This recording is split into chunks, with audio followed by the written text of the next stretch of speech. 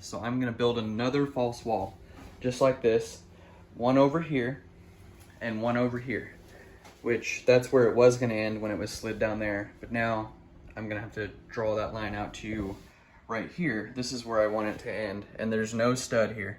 So I can attach that false wall to that wall, which will make this really sturdy, especially when I put in the middle boards, connecting to that bottom plate from this bottom plate. But on this end, there's nothing. So what I'm gonna do is, after I build the cabinetry, I'm gonna put another board on the back where the drawers are gonna be. So probably like right here, there'll be boards going that way, and then a board going this way across all those studs. I'm gonna connect it, that backboard, to all those studs, just like the top board's gonna be for the cabinet. So that'll be connected to the wall, and then one for the drawers will be connected to the wall. And then obviously there's a bottom plate here and a bottom plate here, so I can connect those together where this won't, you know, wiggle around or anything. It's gonna be really durable. I have faith in it. So let me get a few of these false walls and a couple of these boards in that I'm talking about. And I've already drawn the line. I'm gonna make sure it's level from here to there. That's all I'm gonna do. Here it is right now, and I need to mention something before we go on. You're gonna want to make sure you have all these boards in at 16-inch centers from the bottom and from the top. Make your marks on every 16 inches all the way down. Make your marks at 16 inches all the way down, top and bottom, and then put all these boards in place and level each one to make sure they're all level and that they're all perfect. Yeah, of course you measure them, but you need to level them too, because you're gonna have cabinet doors on them. So you want this to look as good as it can. So level each one. I put all the screws in the back, and now I'm about to lay the countertop on this. It's gonna be a little dicey, so I'll video this one.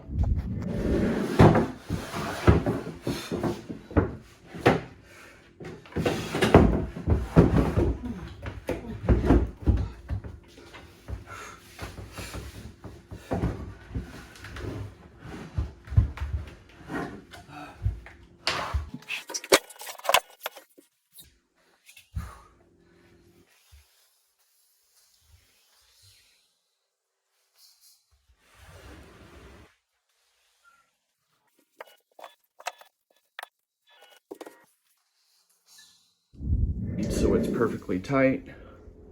Everything is tight, and this is just the way I wanted it. So, and you can see everything is, I've got all these boards in, they're smooth from top to bottom, and everything is level.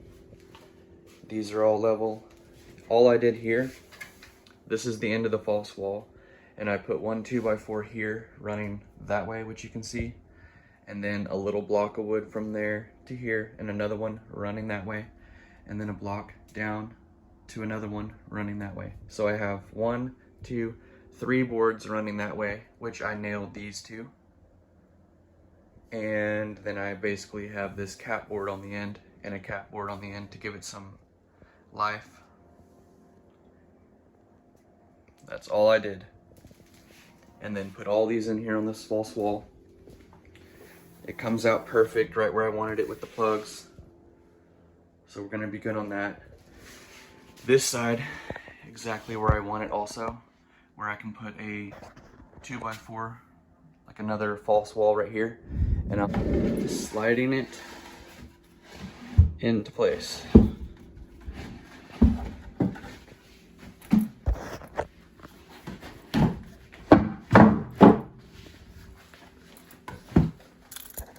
Okay. Now, you can see that's how simple that is. I've just slid that wall onto the end of this wall, and I'm gonna take screws and put them in right here, all the way down, 3 or 4, and attach that bottom plate into that bottom plate, and then this board into that stud that's right behind it, which you can see there's a stud right there. And I'm gonna tie this wall into that stud, this bottom plate into that bottom plate, corner to corner right here. So you can see here, this is the same corner. I've attached the corner right here. I've attached at the bottom into the bottom plate down there, and then also the stud running up the wall, which is this back stud right here, is connected into the actual stud that's in the wall. So this false wall is connected into the stud in the wall, keeping this very stable.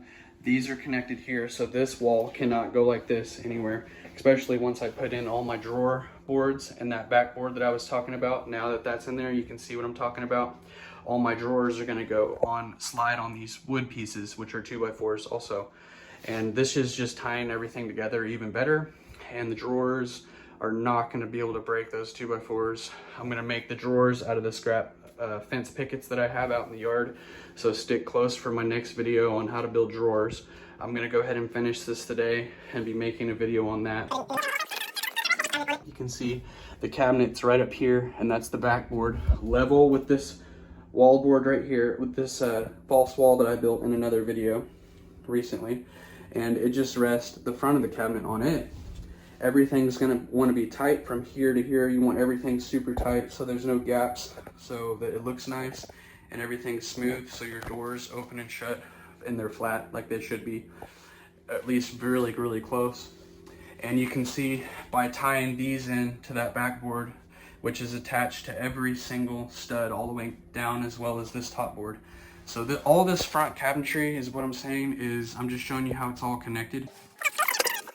Solid, you're not gonna be able to break this, okay? I'm just showing you how it's all put together. False wall, false wall, false wall on the end with 2 backboards connected into the wall, keeping everything super solid. I'll probably end up putting one more board in the middle of this cabinet from here to there, connecting this bottom plate to that bottom plate, just to keep it from any wiggle right here.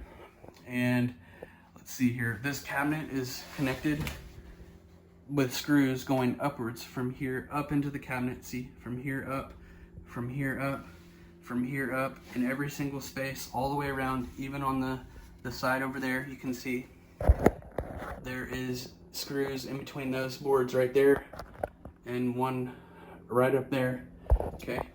And also on that end, we have boards going, nails going up into this cabinet, like the cabinet top. So I'm gonna build drawers right there and right there.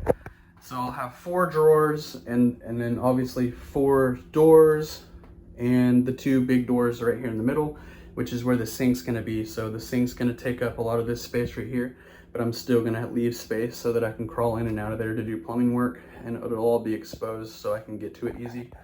So there's gonna be that. I'll show you in another video how to cut out the sink top. So stick close for that, and all the drains and the plumbing and everything for this is gonna come also with time. All this right here that I've done, this whole kitchen, all this stuff that we just built behind me is only 30 bucks other than the countertop. The countertop was like 130 at Lowe's, but everything else was only $30. If you like saving money, then stick around, because I'm building drawers for only like $1 or $2 each from fence pickets. And you're not gonna wanna miss a nickel of it. There it is, showing you how to build a kitchen for under $300. You guys are gonna spend $30,000 doing a kitchen remake, and I'm doing 300. 300. You heard me. You heard me. So stick close. And this ain't gonna fall apart like your Project Source cabinets. It ain't gonna do none of that. And everything here is easy to take apart. I could take it all apart just as easy as I put it together. If somebody broke one board, I'll take it out and replace it. If somebody broke one drawer, I'll take it out and replace it. All of it's easy to take out. Even the countertop. I'll just take the screws out, pull the countertop up, and put another one down in the future. That easy. Oh, it outdated. Okay, get you a new countertop. Paint. I'll see you in the next video. I'll see you next time, boys and girls. I'll see you. I'll see you next time.